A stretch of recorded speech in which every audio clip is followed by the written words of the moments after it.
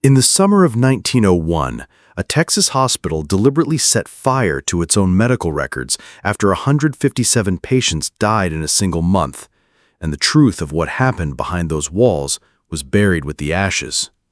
The year was 1901. Texas was still a frontier state, where the line between civilization and savagery remained dangerously thin. In the small town of Meridian, nestled in the rolling hills of Bosque County, stood the Meridian State Medical Institute, a three-story brick building that cast long shadows across the dusty streets below. To the townspeople, it was a beacon of progress. To the patients trapped within its walls, it was something far more sinister. Dr. Jeremiah Blackwood arrived in Meridian in 1899, carrying with him impressive credentials from medical schools back east and promises of revolutionary treatments for the afflicted of mind and body. The town welcomed him with open arms. After all, what small Texas town wouldn't want its own medical expert? But Dr. Blackwood brought with him ideas that would soon transform the Meridian Institute into a house of horrors. The first sign that something was wrong came in the spring of 1901. Mrs. Margaret Hoffman, the town's postmistress, noticed that letters to patients at the institute had stopped being delivered. When she inquired, she was told that the patients were too unstable to receive correspondence. Then came the smell. Thomas Garrett, a local farmer whose property bordered the institute, later wrote in his diary, "The wind carries something foul from that place. It ain't the smell of medicine or even death. It's something else entirely, something that makes a man's stomach turn and his soul shiver." But it was the silence that truly unnerved the townspeople. The institute, which once echoed with the voices of patients taking their daily exercise in the courtyard, had become as quiet as a tomb. Dr. Blackwood's revolutionary treatments were, in reality, a twisted collection of experimental procedures that would make even the most hardened medical professional recoil in horror. His journals, discovered decades later in a trunk in the Institute's basement, revealed the true nature of his work. Patient 47 shows remarkable resilience to the electrical treatments. Increased voltage to 150 watts. Subject convulsed for approximately 3 minutes before losing consciousness. Will repeat procedure tomorrow. The ice bath treatments continue to show promise. Patient 23 maintained submersion for 12 minutes before cardiac arrest. Note: reduce ice quantity for future subjects. Skull trepanation performed on patient 89 without anesthesia to observe brain function during trauma. Subject expired after 4 hours. Cause of death: excessive bleeding. Procedure was illuminating. These weren't the notes of a doctor. They were the meticulous observations of a man who had abandoned his humanity in pursuit of some dark, scientific obsession. The summer of 1901 was brutally hot, even by Texas standards. Inside the institute, where windows had been barred and ventilation was poor, the heat became unbearable. But Dr. Blackwood saw this as an opportunity. He began what he called thermal therapy, locking patients in small, windowless rooms on the building's top floor, where temperatures reached well over 120 degrees. His notes describe watching patients through viewing slots, documenting their deterioration hour by hour. Hour 6, subject shows signs of delirium, skin flushed, breathing rapid. Hour 12, subject has ceased verbal responses, severe dehydration evident. Hour 18, subject motionless, pulse barely detectable.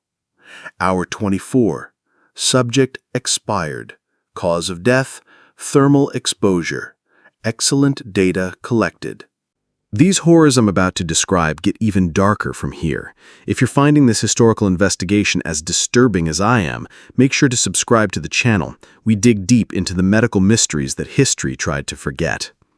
By July 1901, patients were dying at an alarming rate. But Dr. Blackwood had a solution for the growing number of bodies: the Institute's basement furnace. Night after night, black smoke would pour from the Institute's chimney. The townspeople, when they dared to speak of it at all, whispered that Dr. Blackwood was disposing of medical waste.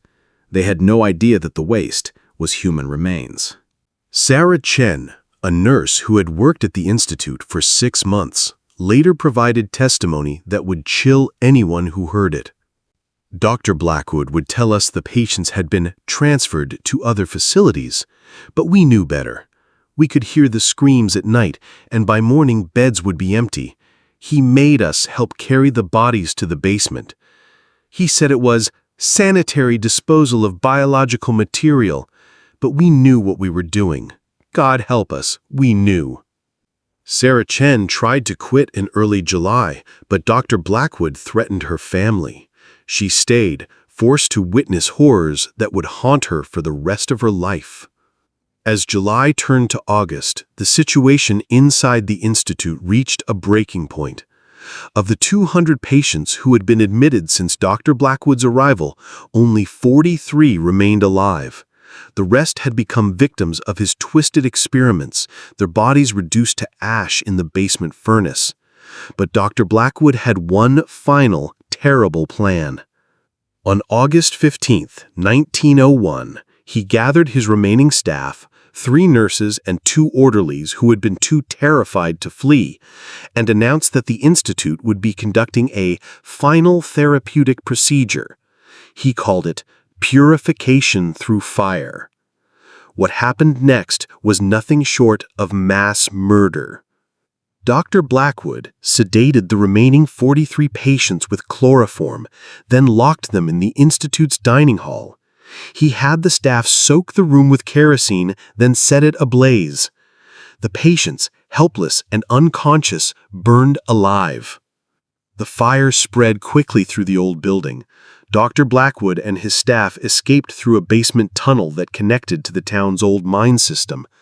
But before they fled, they committed one final act of deception. They set fire to the institute's entire record room. Thousands of patient files, medical notes, and admission records. Every piece of evidence that documented the horrors of the previous 2 years was deliberately destroyed. When the townspeople arrived at the burning institute, they found a scene of devastation. The official story was that a kitchen fire had gotten out of control, tragically killing 43 patients. Dr. Blackwood was presented as a hero who had died trying to save his patients, his body supposedly lost in the blaze. But Thomas Garrett, the farmer whose property bordered the institute, knew better. He had seen figures fleeing through the mine tunnels in the pre-dawn darkness. He had counted more than one silhouette against the flames. Sheriff William Roberts conducted a brief investigation, but with all the records destroyed and Dr. Blackwood dead, there was little evidence to pursue. The case was closed within a week. The official death toll was listed as 43, but Thomas Garrett's diary tells a different story. They're saying 43 died in the fire, but I have been counting. I counted everybody they took out of that place, and I counted every patient I saw over the past 2 years. The numbers don't match. Lord help us, the numbers don't match.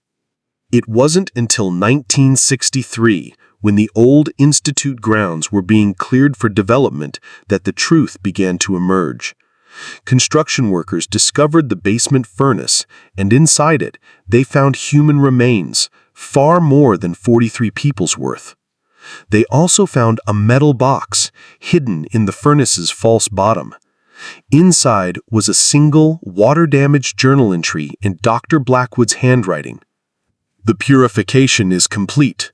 157 souls have been liberated from their earthly suffering through my divine work. The ignorant masses will never understand the necessity of what I have done. Science demands sacrifice, and I have provided it. 157 deaths, not 43. The investigation that followed this discovery was covered up by local authorities, but the truth has a way of surfacing. Drop a comment below if you're from Texas. Do you know any local legends about mysterious hospitals or asylums from the early 1900s? Your stories might help us uncover more forgotten tragedies.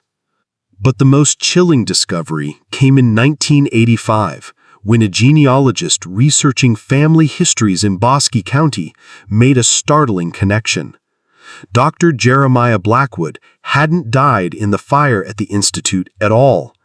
He had simply moved to a different town and changed his name. Hospital records from El Paso showed that Dr. Jeremy Blackstone was hired at the El Paso General Hospital in 1902. The handwriting in his employment application matched perfectly with the journal entries found in the furnace. Dr. Blackwood had escaped justice and continued practicing medicine under a false identity for another 15 years. We may never know. The site of the Meridian State Medical Institute is now a parking lot behind a shopping center. There's no historical marker, no memorial, no acknowledgement of the horror that occurred there. The 157 victims have been forgotten by history, their names erased, along with the records that burned that August night in 1901. But sometimes, according to local residents, on hot summer nights, when the wind is still, you can smell something foul coming from that parking lot, something that makes your stomach turn and your soul shiver. And if you listen carefully, very carefully, you might hear the echoes of screams that have been waiting over a century to be heard. The Meridian Institute tragedy forces us to confront a disturbing question. How many Dr. Blackwoods have there been throughout history? How many trusted medical professionals have used their positions of power to commit unspeakable acts against the vulnerable? In 1901, medical licensing was loose, oversight was minimal, and patient rights were virtually non-existent.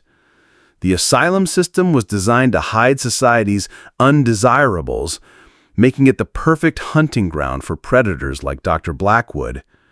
Today, we have more safeguards, more regulations, more oversight.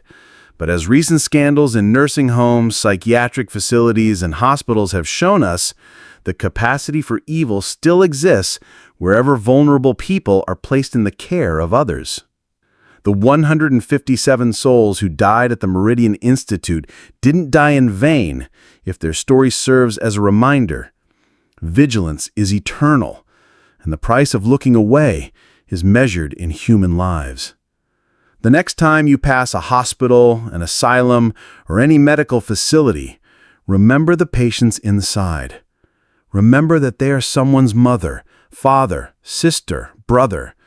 Remember that they deserve dignity, respect, and above all, protection from those who would abuse their trust. Because in the end, the greatest tragedy of the Meridian Institute wasn't just the 157 deaths, it was the silence that followed. The silence of a community that chose not to ask questions.